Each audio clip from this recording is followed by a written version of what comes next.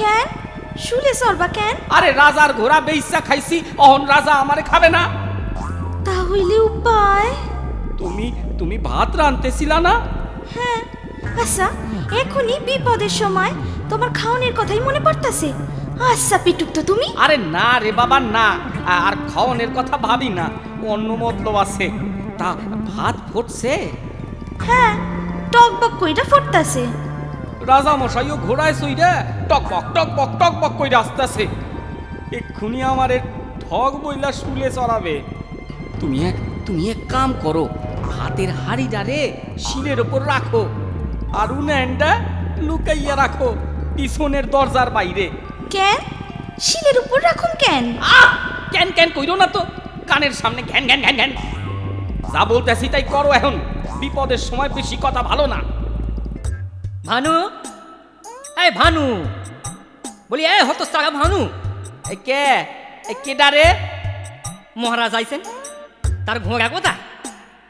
ওরে বাবা রে, আমার তো পা ভাঙছে বুঝছো মহারাজ, আমি তো উঠতেও পারি না, দয়া কইরা আপনারা ভেতরে আসেন।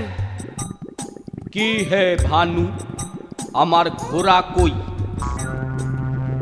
আর আর কইয়েন না মহারাজ, আমি তো জীবনে ঘোড়ায় উঠি নাই, তা ওই ঘোড়া আমারে ফেলাইয়া এমন চোট দিছে আর নিজও বেটা সম্পদ দিছে।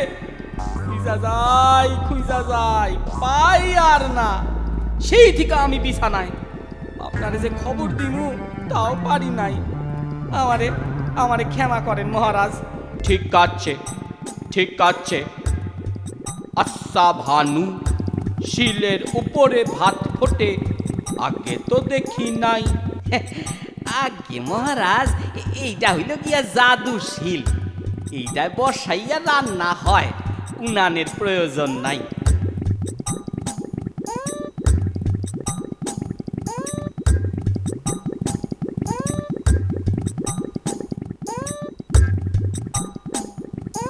তাই উমা একই তা বেশ তো ফুটতে আসে।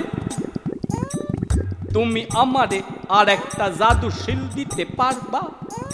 দিলে উপহার পাবা। আইগে মহারাজ, গরিবের সাথে মস্করা করেন কেন? অন্যটা কেন মহারাজ, অন্যটা কেন? আপনি যদি চান এইটারই নিয়ে যান না, আপনি নিলে আমি খুশি হমু, উপহার লাগবো না। না না, তা বললে হয়? আমি উপহার দিয়াই নিমু। ঠিক আছে, আপনি যেমন চান, আমার কোনো অমত নাই।